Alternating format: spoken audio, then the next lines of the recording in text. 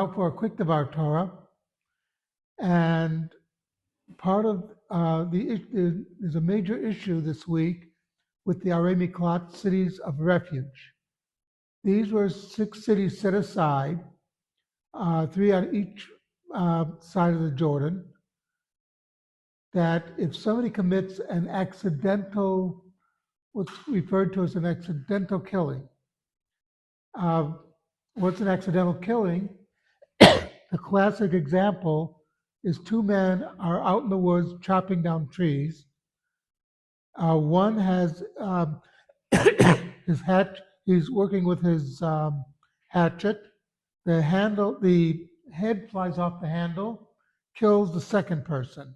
Wasn't planned, it's an accident, but a life has been lost. Therefore, the Torah says that in this case, he should run to the cities of refuge, and there he can stay in safety until the high priest dies. So this leads to a number of questions. First of all, one of the interesting factors in ancient Israel, the only road signs you'd see were the signs telling you this way to the city of refuge, because they know that guy has to be in a hurry. And the roads leading to the city of refuge have to be kept in good order.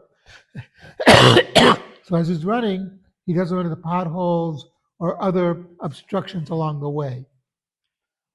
Meanwhile, there are no signs to Yerushalayim because we want you to stop and take your time and meet other people who are on their way. Maybe I'm lost, let me ask questions.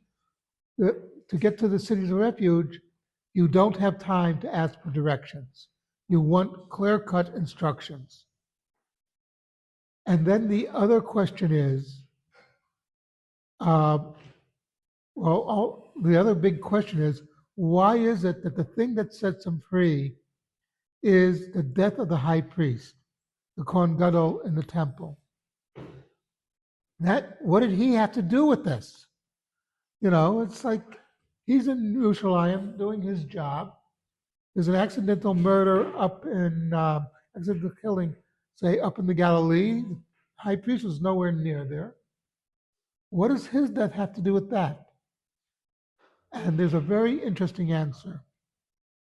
The Kohen Gadol, or the high priest, is responsible for the spiritual nature of the Jewish people.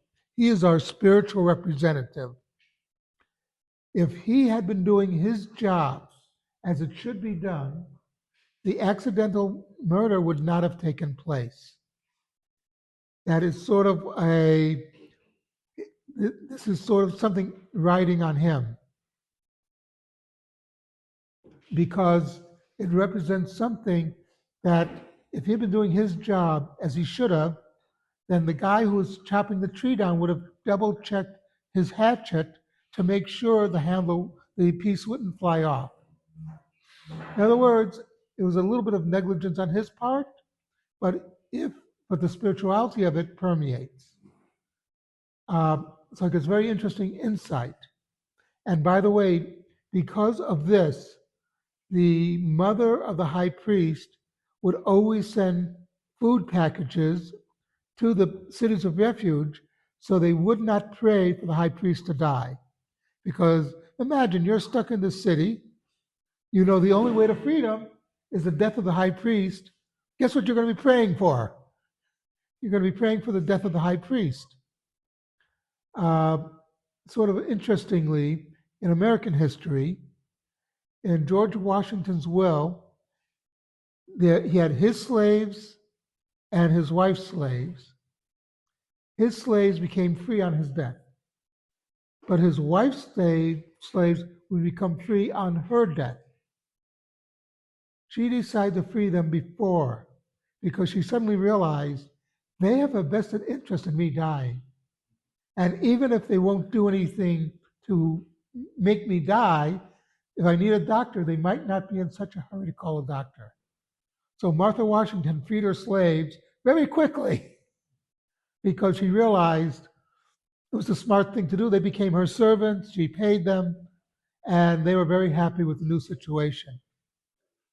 But it shows you, though, one of the important things about this whole issue of the um, people in the city of the refuge praying uh, that they would be freed from when the high priest dies shows that spiritually we are all interconnected. What we do here spiritually will affect Jews all over the world. And we not be aware of it, but that's the way it is. Something to think about.